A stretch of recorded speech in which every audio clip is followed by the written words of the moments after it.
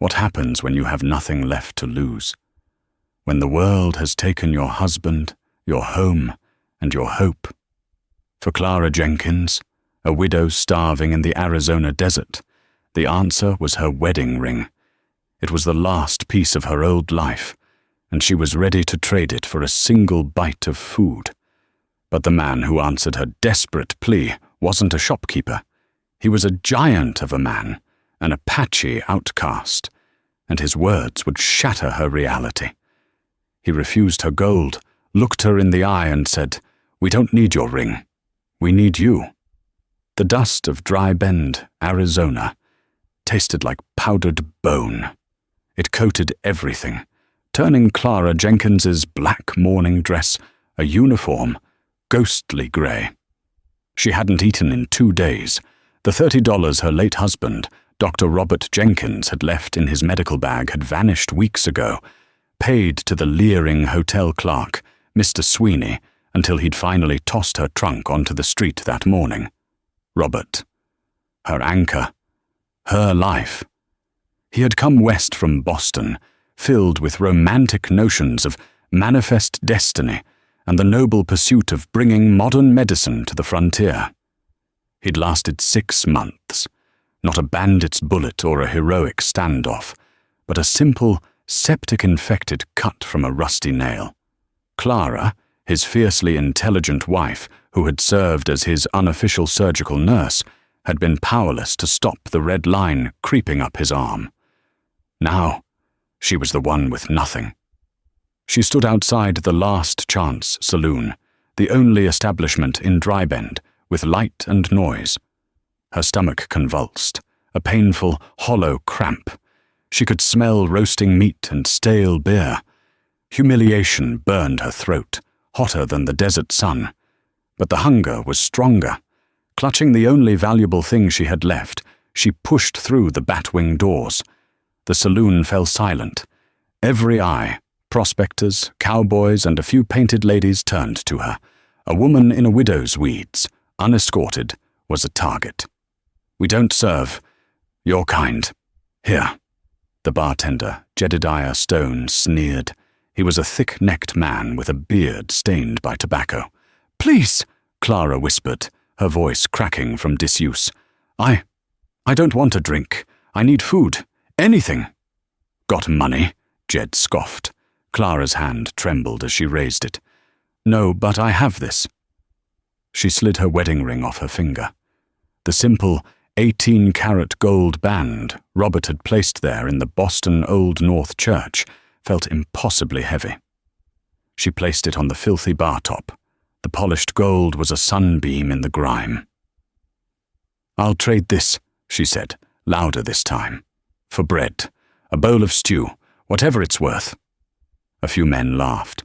"Gonna eat gold, missy?" one called. Jed Stone picked up the ring, bit it, and squinted. "Plated trash," he spat, though his eyes glinted. "But I'm a charitable man. I'll give you a stale heel of bread for it." He was lying. It was solid gold, but she was in no position to bargain. "Yes, please, I'll take the ring first." He started to close his meaty fist around it. A shadow fell over the bar. It wasn't just a shadow. It was an eclipse. A man had risen from a dark corner table, and he was, as the title had described him, a giant. He was well over 6.5 feet tall, with shoulders that strained the seams of his simple linen shirt. His skin was weathered, his hair dark and pulled back, and his features were a stark, unreadable landscape. He wore settler's trousers, but a beaded Apache-style sheath held a massive knife at his hip. The saloon hadn't just gone quiet, it had stopped breathing. The giant man placed one massive, scarred hand on the bar, covering Clara's ring and dwarfing Jed's fist. Jed flinched, pulling his hand back as if he'd touched a hot stove. "She's not trading," the man's voice rumbled, low and resonant, like stones shifting in a dry riverbed. Jed Stone, emboldened by the whiskey bottles behind him, tried to puff out his chest. "See here, Silas. This is a private transaction. The lady is hungry, Silas interrupted, his gaze never leaving Jed. And you are a thief. He didn't shout. He didn't have to. The menace was absolute. Silas slid the ring back across the bar to Clara, his calloused fingers brushing hers. The touch was surprisingly gentle and warm. Clara snatched the ring, her heart hammering. I have to. Silas turned his dark eyes on her. It was the first time she'd seen them up close. They weren't cruel. They were assessing. He looked at her, then at her hands. Not her ring, but her hands. He saw the long, clever fingers, the clean, trimmed nails, the hands of a scholar or a surgeon. Please, she whispered, her shame returning. I just need food. Silas held her gaze. I know, but gold isn't what we need. He reached into a leather pouch at his belt and pulled out a long strip of dried jerky.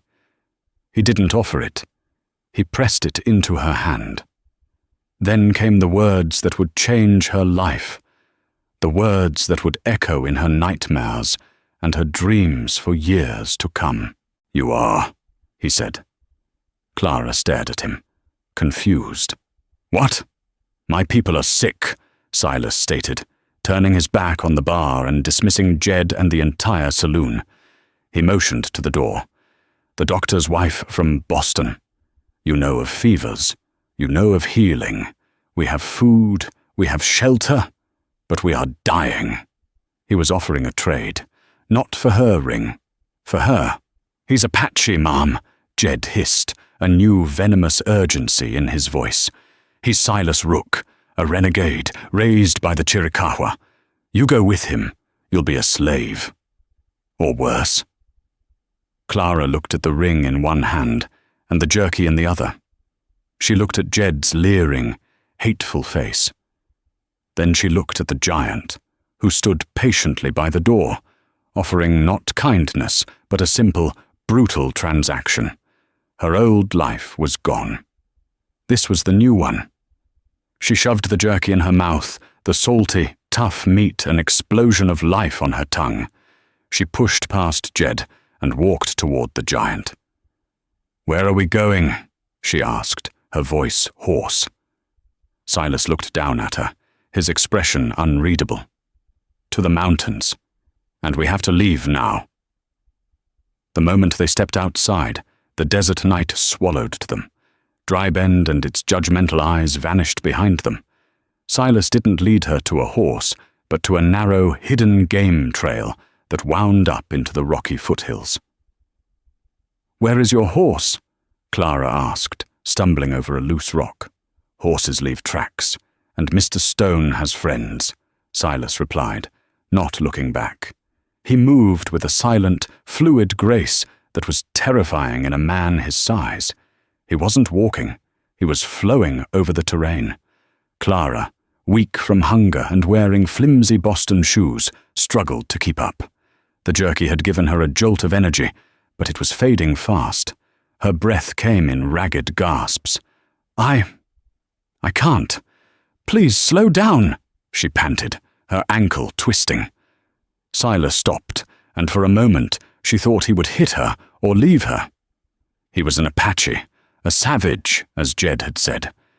He turned, and in the moonlight she saw his face. It was not angry. It was impatient, but something else too. We are hunted, he said simply, by your people and by mine. Yours? The soldier chiefs hunt the Apache. The Apache, they do not trust a white man who lives in their world. I walk between. It is not an easy path. He reached out his hand. Clara flinched. He sighed, a sound like the wind passing over a canyon, and instead of grabbing her, he unslung a canteen from his shoulder. Drink. Not too much. The water was warm and tasted of metal, but it was the sweetest thing she had ever known. Who are you? She asked, wiping her mouth. Jed called you Silas Rook. That was my father's name. A good man, a farmer from Missouri. The Comancheros killed him and my mother. I was 8. The Apache, a Chiricahua band, found me. Their own son had died of a fever. Their healer, a man named Samuel, saw it as a sign. He raised me as his own. He started walking again, but slower this time, matching her pace. To the whites, I am a renegade. To the Apache, I am he who is too tall, a strange bird in their nest. But Samuel is my father, and he is dying. What is the sickness? Clara asked, her medical mind clicking into place, pushing aside the fear. A fever, Silas said, his voice tight. It came 3 weeks ago, after the soldiers burned our winter stores. It takes the children first. A hot skin, a red rash, a tongue like a strawberry, then the cough. Then they stop breathing. Clara stopped dead. Scarlet fever, she whispered. It sounds like scarlet fever. Silas turned, his eyes boring into her. You know this. I've seen it, in Boston, in the tenements. It's very dangerous, and contagious, highly contagious. Oh God, the children. 3 are dead, Silas said, his voice flat.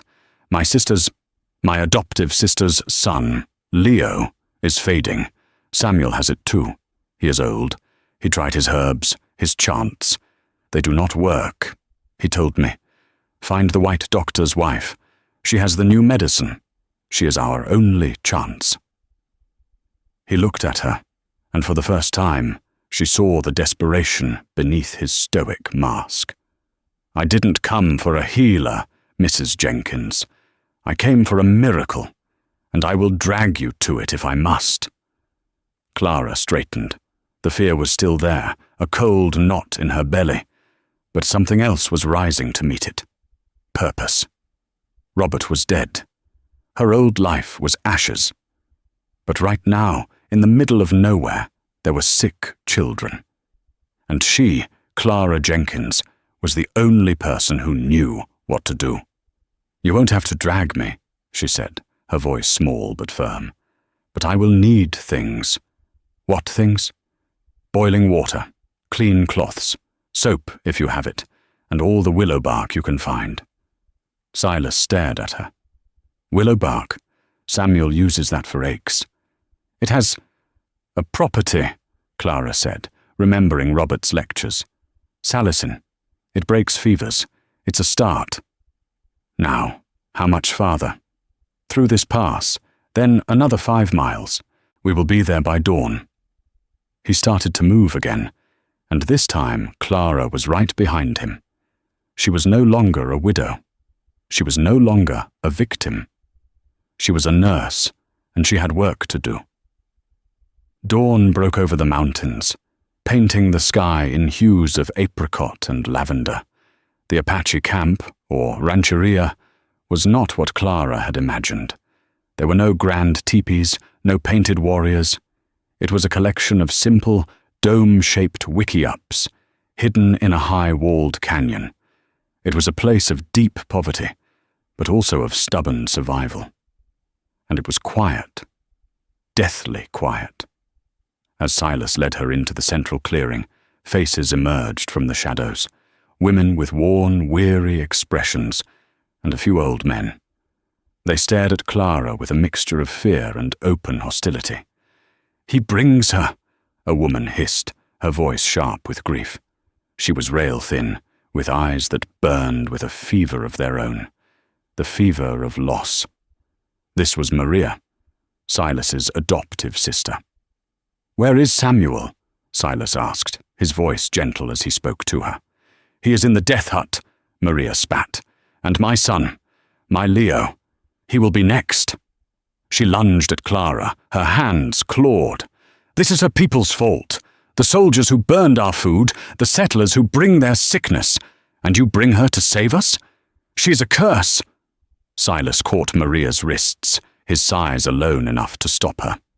"She's not a curse, Maria. She is our last hope. Father said so." "Father is delirious. Enough." The voice that cut through the tension was old and dry, like rustling leaves. An old man, bent and frail, emerged from the largest wickiup. He was supported by a younger brave.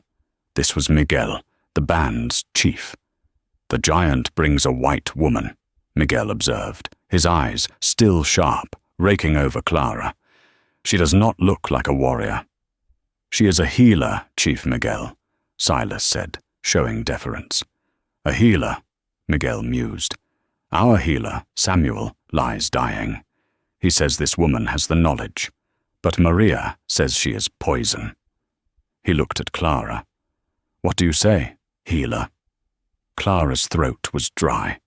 She was surrounded by people who hated her, who were mourning, and who were terrified. She had to be strong. "I say," Clara began, her voice shaking only slightly, "that your children are dying of a disease, I know. It is not a curse. It is a sickness of the throat and blood. It is passed through the air and by touch." She pointed to Maria. "Your grief is just. But by touching your son, then touching others, you are spreading the sickness. By wailing over him, you are breathing the poison onto the healthy." The statement hit like a slap. Maria recoiled. She lies." "No," Clara said, walking forward. "I am not. The first thing we must do is separate the sick from the healthy. Immediately. We need a quarantine." "Quarantine," Miguel repeated the foreign word. "A separate hut, far from the others. Only I will go in. And anyone who enters must wash. The children who are not sick must be taken. Upwind." "Now." Miguel stared at her for a long moment. "And Samuel? Will you see him?" "I will see the sickest child first," Clara said, her eyes finding Maria's. "Then I will see Samuel. Where is your son?" Maria's hatred faltered, replaced by a desperate, agonizing flicker of hope. She said nothing, but pointed a trembling finger to a small wickiup. "Silas," Clara ordered, her voice taking on the sharp authority she had used in Robert's surgery. "I need a fire, a big one, and your 3 largest pots. We are boiling all the water in this camp. Now." Silas nodded, a glint of, was it pride, in his eyes. He turned to the other men. "You heard her. Move." As the men scrambled, Clara took a deep breath, clutched the small, worn medical bag she'd insisted on retrieving from her trunk, and walked toward the small hut where the little boy, Leo, was dying. She stepped through the flap into the darkness, and the first thing that hit her was the smell, the sweet, putrid smell of uncontrolled fever. She had work to do. The next 48 hours were a waking nightmare. Clara operated in a blur of smoke, steam, and desperate prayer. She was no longer Clara Jenkins, the Boston widow. She was a general waging war. Her first act was to establish the fever hut, as she called it. She moved Leo, a small boy of 5, and 2 other children into it. Then she went to see Samuel. Silas's adoptive father was in a separate wickiup, and he was, as Maria had said, delirious. His skin was burning, his breath a shallow rasp. Clara examined him, her face grim. It was scarlet fever, but it was also old age and a body worn down by a hard life. "I can make him comfortable," she told Silas, who waited outside, his massive frame blocking the light. "But I must focus on the children. They have a better chance." Silas's jaw tightened, but he nodded. "Do what you must." Clara's methods were brutal and foreign to the Apache. She ordered the fever hut's flaps tied open, even as the night air grew cold. "The fever breeds in stale air," she insisted. "We need wind." She had Silas and the other men haul water from the spring, a half-mile away, and keep it at a rolling boil. Every cloth, every cup, every hand that came near the sick was scrubbed. She made Maria and the other mothers stay away. This was the cruelest cut. They wailed from a distance, convinced Clara was torturing their children. You are cooling them, Maria screamed, seeing Clara sponge Leo's burning body with cool, boiled water. You will freeze his spirit. I am breaking the fever, Clara yelled back, exhausted and frail, but running on pure adrenaline. His spirit will freeze if his body boils. Inside the hut, she was gentle. She mashed willow bark into a bitter tea, mixing it with honey, and forced it down the children's throats. She recognized the secondary infection. The strawberry tongue was giving way to a pus-filled throat. She used a small silver tool from Robert's bag to swab their throats clean, an agonizing procedure that left them screaming but breathing. Little Leo was the worst. He was small for his age, and the fever had taken him to the edge. On the second night, his breathing stopped. Clara, her eyes burning from smoke and lack of sleep, saw it. She didn't hesitate. She put her mouth over his, pinching his nose, and breathed for him. Once, twice. What are you doing? Maria had crept inside, holding a knife. Are you eating his soul? Clara ignored her. She pressed on Leo's small chest, then breathed again. A tiny rattling cough, then a wail. Leo's eyes flew open, and he began to cry, a real, living cry. Clara collapsed backward, her strength gone. Maria dropped the knife, her face a mask of disbelief, and rushed forward. No, Clara commanded, finding one last ounce of strength. Don't touch him, not yet. He lives. But he is not clean. Maria froze, then slowly, miraculously, she listened. She backed away, tears streaming down her face, and sank to her knees. Silas, who had been watching from the doorway, stepped inside. He looked at Clara, then at the crying child, then at his sister. He walked to Clara, and before she could protest, he lifted her as if she were a doll. You will sleep, he commanded, his voice thick with an emotion she couldn't name. No, the others. Maria will watch. She will do as you say now. You sleep. That is an order from your chief. He fumbled for the words. He carried her to his own wickiup, the cleanest one in the camp, and set her down on a pile of soft furs. She was asleep before he even left the hut. She had won the battle, but the war was far from over. Clara slept for 18 hours. When she awoke, the camp was different. The deathly quiet had been replaced by a low hum of activity. The air smelled of wood smoke and hope. Maria was waiting outside her hut with a bowl of warm rabbit stew. She didn't meet Clara's eyes, but she placed the bowl in her hands. Leo, his fever is gone. He asked for water. Clara's smile was the first real one in months. The others? The same. The rash is fading. You are a witch, Maria said, but this time it sounded almost like a compliment. No, Clara said, sipping the stew. Just a woman from Boston. Her victory was short-lived. That afternoon, a rider returned. A scout Silas had posted to watch the trail from Dry Bend. He was panicked. They are coming, the scout panted, falling from his horse. The bartender, Jed Stone. He has a posse, at least 10 men. They are not soldiers. They are hunters, and they are following your tracks, Silas. The camp erupted in panic. Jed Stone, Clara breathed, the name tasting like ash. He saw me go with Silas. He thinks I'm a captive. He does not care if you are a captive, Silas roared, his face dark as a thunderhead. He's a bounty man. The territorial government pays $50 for a hostile Apache scalp. He isn't here to rescue you. He is here to slaughter us.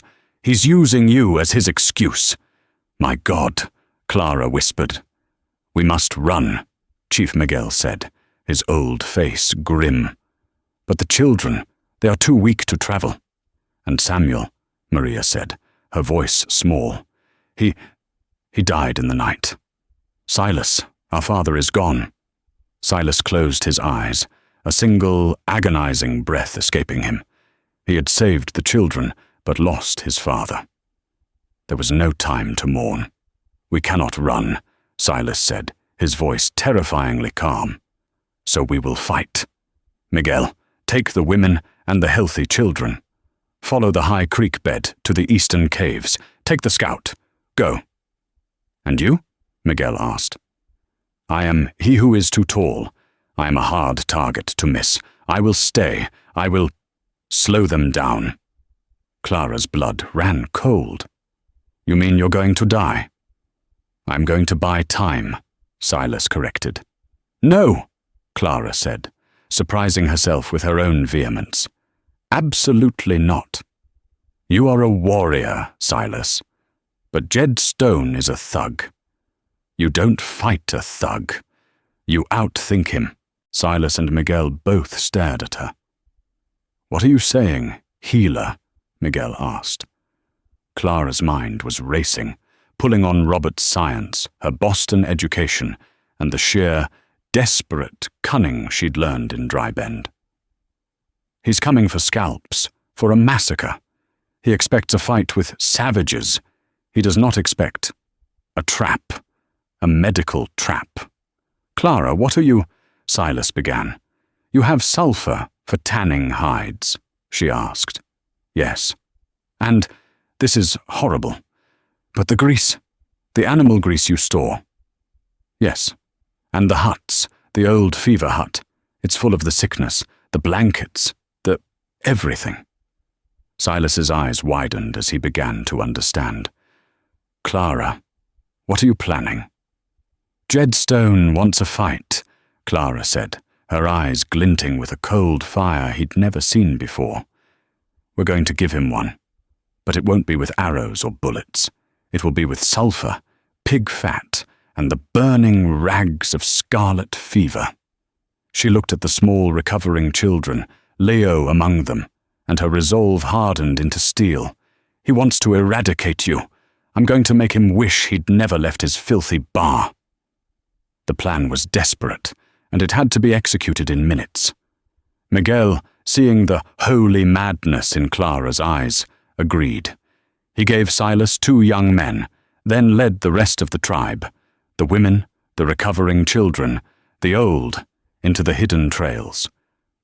This is your land, Silas, Clara said, her hands already working, mixing the sulfur and animal grease into a thick, stinking paste. Where is the best place for an ambush? The canyon mouth, Silas said instantly. It's a bottleneck. They'll have to come through one at a time. But they have rifles. We have 3, and they'll see us. They won't see us, Clara said, handing him a glob of the paste. They'll see what they expect to see. You said you're a renegade. Let's give them a renegade. Jed Stone and his posse rode into the canyon with all the arrogance of men who believed their cause was righteous and their targets were subhuman. Spread out, Jed yelled, his voice echoing off the walls. They're trapped. $50 a head, boys. And the big one, the renegade Silas. He's worth double. Jed, wait! One of the men, a younger man named Billy, called out. Look! Ahead, at the canyon's narrowest point, was a barricade. It was made of dead branches, hides, and something else. Standing atop it was a figure. It was Silas. But not the Silas they knew. He was stripped to the waist, his skin smeared with a grotesque yellow-white paste. He looked primal, demonic. He held a single spear, and he was chanting, a low, guttural sound that seemed to shake the rocks. It's just one man, Jed laughed, though it sounded forced. He's putting on a show. Light him up, boys. Rifles cracked. Bullets sparked off the rocks around Silas, who didn't flinch. He just raised his spear and roared. He's lost his mind, Billy stammered.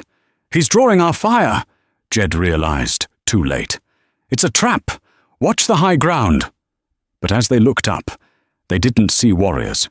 They saw or rather, smelled the second part of Clara's plan. From above, two of Miguel's men, hidden in cracks in the rock, upended two large pots.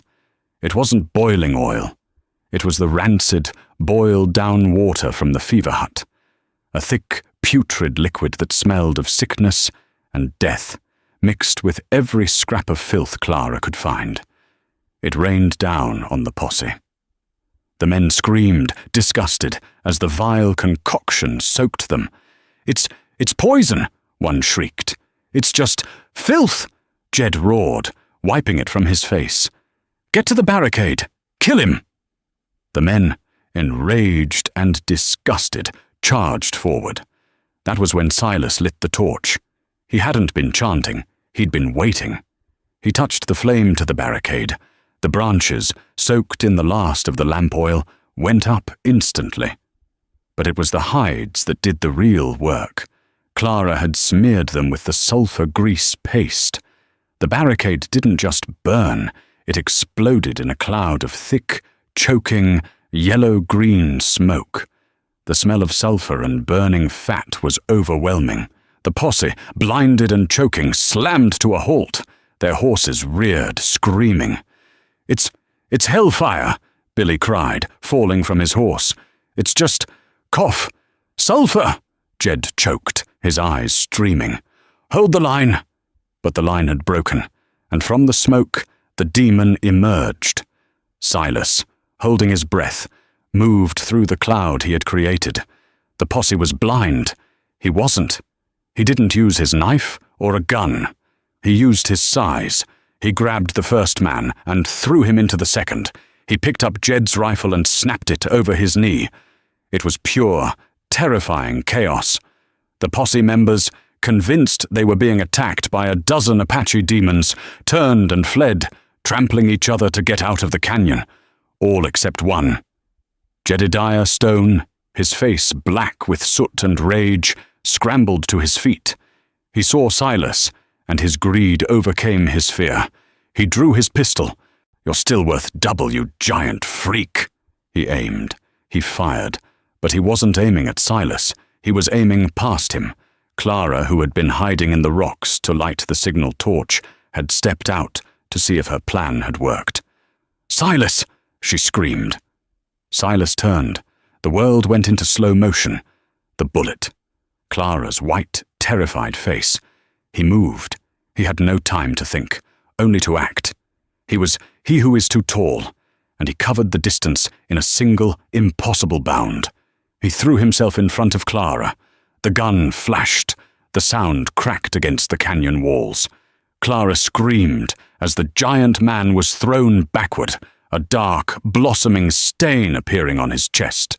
He hit the ground with a sickening thud and lay still. Jed Stone grinned, his teeth yellow in his sooty face.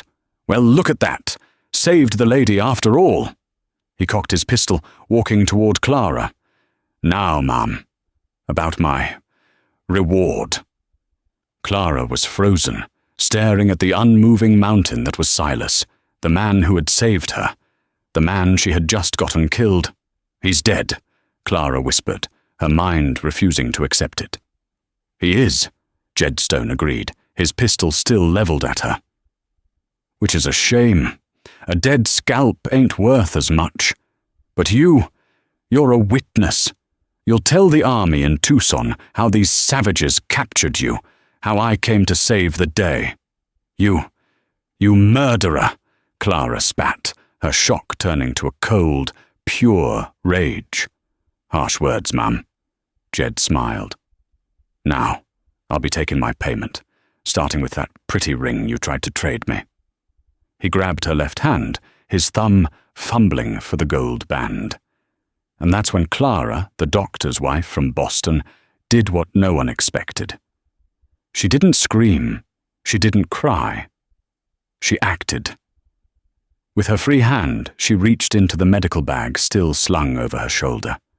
Her fingers closed around the heaviest thing in it, a solid steel surgical clamp. As Jed tugged at the ring, she brought the clamp down with all her strength on the back of his head. There was a wet thwack. Jed's eyes went wide with surprise. He swayed, his pistol wavering, and collapsed. He wasn't dead, but he was unconscious. Clara stood panting, the bloody clamp in her hand. She stared at Jed, then dropped it, as if it were on fire. She scrambled over to Silas. "Silas! Silas, can you hear me?" He was lying in a pool of his own blood. The bullet had taken him high in the shoulder, near the collarbone. It was bad. Very bad. Don't yell," a low voice gurgled. "My head hurts." Silas's eyes were open. He was alive. "Oh, God," Clara sobbed, ripping open his shirt. "You're alive. I thought—" "You think too much," he panted. "You hit him with a rock?" "A surgical clamp," Clara said, her hands already probing the wound. It's a mess, Silas. But the bullet, I think it went through. It missed the lung. But you're bleeding. A lot." "Good," he grunted. "Better out than in. Robert, Jenkins, taught you well." "Shut up and save your strength," she ordered. She ripped a long strip from her own petticoat and packed the wound, applying pressure. "The others will be back. Jed is unconscious. For now." As if summoned, Chief Miguel and the others returned, drawn by the gunshot. They stared at the scene. Jed Stone groaning on the ground, the smoking, stinking barricade, and Clara, covered in Silas's blood, kneeling over him. Maria rushed forward. "My brother! He's alive!" Clara snapped. "Help me get him to a wickiup, not the fever hut, a clean one, and bring him," she said, pointing at Jed. "Tie him up. He's our prisoner." For the next week, Clara didn't just fight a disease. She fought for a single life. She used Robert's tools, boiled in her pots, to clean Silas's wound. She stitched the torn muscle with gut-string sutures. She sat by him, forcing broth and willow bark tea down his throat, fighting the infection that tried to claim him. Maria sat with her. She didn't know medicine, but she knew loss, and she helped Clara, grinding herbs, holding Silas down when the fever dreams took him. On the 8th day, Silas woke up. His eyes were clear.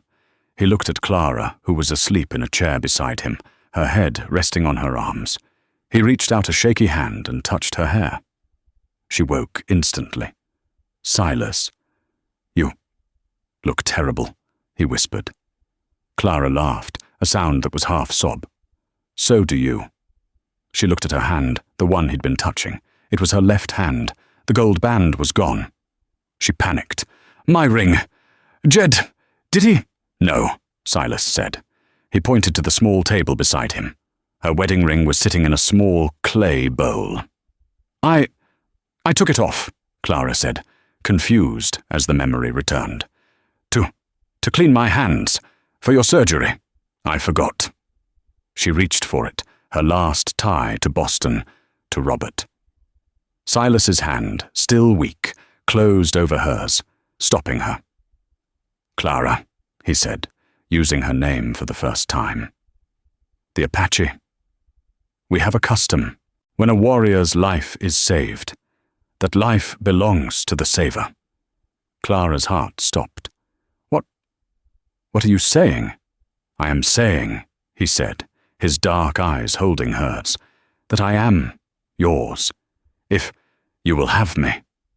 Clara looked at the giant, the renegade, the man who had taken a bullet for her. She looked at the recovering children playing outside. She looked at Maria, who was smiling at them from the doorway. She was no longer starving in Dry Bend. She was no longer a widow in mourning. "Gold isn't what we need, Silas," she whispered, turning her hand over and lacing her fingers with his. "You are." The week that followed the battle at the canyon mouth was a different kind of war. One fought not with sulfur and smoke, but with boiled water, clean rags, and whispered prayers. Silas, the man who had seemed an unmovable mountain, was now terrifyingly frail. The bullet had torn through his shoulder, shattering part of the collarbone and ripping through the thick muscle. It was a testament to his sheer strength that he had survived the initial shock. But the real enemy, as Clara knew, was not the wound itself. It was the infection. "He is burning," Maria whispered, her hands clenched. She had not left the wiki up, her loyalty to her adoptive brother overriding her previous fear of Clara. "The fever is taking him, just as it tried to take Leo." "It will not have him," Clara said, her voice a raw command. She was exhausted, her bones aching, but a cold, clear focus had settled over her. She was no longer just a healer, she was a guardian. She worked. She used Robert's small, polished tools, holding them in the steam from her boiling pot until they were sterile. She debrided the wound, her stomach rolling as she cut away the dying flesh, but her hand was as steady as a surgeon's. Silas, lost in his delirium, would moan and thrash, and Maria would hold him down, tears streaming down her face, chanting a low, soft Apache prayer. On the third day, the crisis came. The wound was inflamed, and the red lines of sepsis, the same lines she had watched claim her husband, were beginning to creep from the ragged edges. "No," Clara breathed, seeing them. "No, I will not let this happen. Not again." "We have a poultice," Maria said, her voice desperate. "Samuel, my father, he used it. Bare root and the sunflower leaf." Clara, in her Boston-trained arrogance, might have dismissed it, but the last few weeks had humbled her. "Show me," she commanded. Maria returned with a mash of herbs. Clara smelled it, examined it. The bare root, osha, had a sharp, antiseptic smell. The sunflower was echinacea. It wasn't magic, it was medicine. "Boil the water," Clara ordered. "We will clean him. Then we will use your poultice. We will use everything." They worked together. Two women from worlds that were supposed to be at war, united by the man who lay between them. Clara cleaned the wound with her carbolic-laced water, and Maria, her hands surprisingly gentle, applied the herbal paste. They wrapped him in clean linen. That night, Silas's fever was a living thing in the small hut. He was no longer in the canyon. He was back in his past. He called out for his white parents, murdered by Comancheros. He called out for Samuel, his Apache father, begging him not to die. And then, his voice softening, he called a new name. "Clara," he gurgled, his eyes shut tight. "The ring, don't trade it. Your hand's worth more." Clara, who had been dozing, her head on her knees, snapped awake. She took his massive, burning hand in both of hers. "I'm here, Silas," she whispered, tears finally blurring her vision. "I'm right here. I'm not going anywhere. Now you fight. Do you hear me, you stubborn giant? You fight." She did not sleep. She sat, holding his hand, monitoring his breathing, willing her own strength into him. When the first light of dawn painted the canyon walls, she woke to a new sound, not the rattling breath of fever, but the deep, even rhythm of sleep. She looked up. Silas's eyes were open. They were clear, and they were looking at her. "You look terrible," he whispered, his voice a dry rasp. Clara let out a sound that was half laugh, half sob. "So do you," she choked out, laying her head on their joined hands. "Welcome back." While Clara fought for Silas's life, the rest of the camp had to deal with the life she had taken. Jedediah Stone was bound, conscious, and furious, held in a separate hut at the far end of the camp. His threats and curses echoed in the quiet evenings, a poison in the air. The younger braves, emboldened by their victory and still mourning Samuel, saw a simple solution. "He is a snake," one of them, named Kyle, argued to Chief Miguel. "You cut off a snake's head." We are not murderers, Miguel said, his old eyes heavy. He murdered Silas, Kyle countered. He would have murdered us all. He will if he escapes. Justice is a knife. The dilemma hung over the camp. It was Silas, on his second day of lucidity, who provided the answer. He was weak, propped up on furs, but his voice was iron. He is not our problem, Silas said to Miguel, Clara, and Maria. He is a white problem. His law, his people. We will give him back to them. Give him back? Maria was incredulous. He'll lie. He'll say we attacked him. He will, Clara said, her mind already moving, forming a plan. Which is why I will be the one to write the report. She spent the next day with a pot of berry ink and a sheet of precious paper from Robert's bag. She wrote a letter, not as a victim, but as a U.S. citizen. It was addressed to the commander of Fort Grant. She detailed, in precise, legalistic prose, her husband's death, her arrival in Dry Bend, and the attempted bargain for her ring.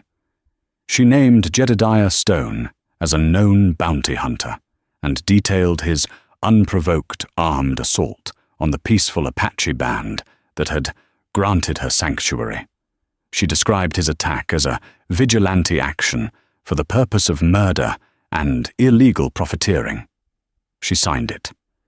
Mrs. Clara Jenkins, widow of Dr. Robert Jenkins, Boston, Massachusetts. She sent the letter with the scout who had first warned them, along with a prisoner of their own. Billy, the young, terrified posse member who had been wounded in the sulfur smoke retreat. Clara had set his broken arm. He was to deliver the letter and her sworn testimony. 5 days later, a small contingent of blue-coated soldiers appeared at the canyon mouth, led by a young, wary officer named Lieutenant Charles Baxter. He was a man who preferred maps to battles, and Clara's letter had intrigued him. Clara and a recovering Silas, his arm in a sling, his height alone a statement, met him on the neutral ground. Mrs. Jenkins, Baxter asked, unable to hide his surprise. He had expected a battered, traumatized woman, not this figure of calm authority in a worn dress, flanked by a giant Apache. Lieutenant Baxter, Clara nodded, her voice crisp. Thank you for coming. I trust you received my prisoner and my letter. I did. Baxter was all business. This is a highly irregular situation, madam. Mr. Stone is a known associate, let's say. He claims you were a captive, that he was rescuing you. Clara gave a small, cold laugh. Lieutenant, look at me. Am I in chains? The man you have in your custody, Mr. Stone, shot my protector. She gestured to Silas. In the back, after we had routed his illegal posse. He is a murderer, not a rescuer. I have another witness.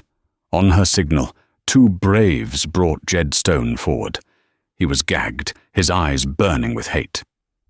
I am offering you a simple trade, Lieutenant, Clara said, her voice dropping, becoming conspiratorial. You want peace in this territory. My people, want to be left alone. Mr. Stone is the man responsible for the last 3 uprisings in this sector. He raids, they retaliate. It's a profitable business for him. Baxter's eyes narrowed. He was no fool. He knew exactly what Stone was. What's the trade, Mrs. Jenkins? You take Mr. Stone. You hang him or lock him away. I don't care. In return, you get him, and you get peace. This canyon, this band, they are under my protection. You will designate this territory as neutral, and I will be your official liaison. Your men will not cross that ridge. In return, this band will not raid. We will trade. Medicine for peace. How many of your soldiers have died of dysentery, Lieutenant? How many of these children have died of fever? We can help each other. Silas spoke for the first time, his deep voice sealing the bargain. She speaks for me. She speaks for this people. Baxter looked at Clara, at Silas, at the bound and gagged Jed Stone. He looked at the clean, orderly, if poor, camp visible in the distance. He made a decision. "It is irregular," Baxter said, finally, "but practical. We will take Mr. Stone. The army thanks you for your cooperation." He dismounted and unstrapped a heavy medical chest from his mule, a gesture of good faith. "For your liaison work, Mrs. Jenkins." Clara watched as they hauled Jed Stone away, his muffled curses fading down the canyon. She had won. Not with a gun, but with her mind. The winter that followed was a season of healing, for the canyon and for Clara. With the threat of soldiers gone, and a new supply of quinine and bandages, the camp began to thrive. Clara and Silas's relationship unfolded in the quiet moments. He would watch her as she taught the children their English letters in the dirt. She would watch him as he taught the young boys how to track, his body healing with astonishing speed, his strength returning. One evening, as the first snows dusted the high peaks, he came to her wickiup. He didn't have a ring. He had a simple, beautifully beaded bracelet, one that she had seen Maria wear. "Miguel will marry us," he said, not as a question, but as a simple statement of fact. "Silas," Clara began, her hand instinctively going to her neck, where her wedding ring now hung on a leather thong. He sat before her, taking her hands. "Robert Jenkins was a good man," he said, his voice soft. "He loved the woman you were, the woman from Boston, the woman with soft hands and a clever mind. I love that woman, but I also love the woman you are, the healer, the fire starter, the woman with strong hands and a warrior's heart." He gently took her left hand. "We do not have rings. We bind. Maria, she gives this. It was our mother's," she said. "It belongs to the woman who holds the heart of this family." He slid the bracelet onto her wrist. Clara looked at the bracelet, then at the ring on its thong. One was a memory of a life she had loved. The other was a promise of a life she was living. She was not replacing Robert. She was adding Silas. Her heart, it turned out, was bigger than she had ever imagined. "Yes," she whispered, leaning forward. "Yes, he will." Their marriage was not a grand affair. It was a community. The entire band gathered around the central fire. Miguel spoke of the two rivers, one from the mountains, one from the plains, that meet to form one, stronger current. Clara, the Boston intellectual, learned to grind corn and find the edible roots. She wrote down the Apache legends, her journal a mix of medical science and tribal lore. And Maria, in turn, learned to use a microscope Clara had salvaged, marveling at the invisible life in a drop of water. One afternoon, a year after the battle, Clara stood with Silas on the ridge. She was no longer wearing her black mourning dress. She wore a soft deerskin tunic, and her hair was tied back with a leather cord. Below, a healthy, laughing Leo was playing a game with the other children, and the sounds of life, babies crying, women singing, men mending, filled the canyon. She had arrived a year ago, starving, willing to trade her last piece of gold for a bite of bread. Silas wrapped his arm, now fully healed, around her waist. He didn't speak, just rested his chin on her hair. "The stores are full," Clara said, leaning back against his chest, the solid, warm wall of him. "We're ready for winter." It was a simple fact, but it held every promise she had ever dreamed of. Safety, family, purpose. She looked at her hands. They were no longer the soft hands of a doctor's wife. They were scarred, tanned, and strong. They were the hands of a healer, the hands of a wife, the hands of a survivor. She had found her place. Not in gold, not in the past, but in the here and now, in a high canyon, beside a man who had seen her value when she could no longer see it herself. And so, Clara's story, which began in starvation, ended in abundance. But it wasn't an abundance of gold or comfort. It was the abundance of purpose. She found that her true value wasn't in her past or in the ring she wore, but in the skills she possessed and the courage she found in her darkest moment. She and Silas proved that strength isn't about being the loudest or the most violent. It's about having the wisdom to know when to fight, when to heal, and when to build a bridge instead of a wall. What did you think of Clara's incredible transformation? Have you ever had a moment where you were tested, only to find a strength you never knew you had? We bring you stories like this every week, tales of survival, karma, and unexpected heroes. If you enjoyed Clara's journey, please show your support by hitting that like button. And don't forget to subscribe and ring the bell so you never miss a new story. Finally, share this video with someone who needs a reminder that even when you think you have nothing left, you still have you. And sometimes, that's exactly what the world needs. Thanks for watching, and we'll see you in the next story.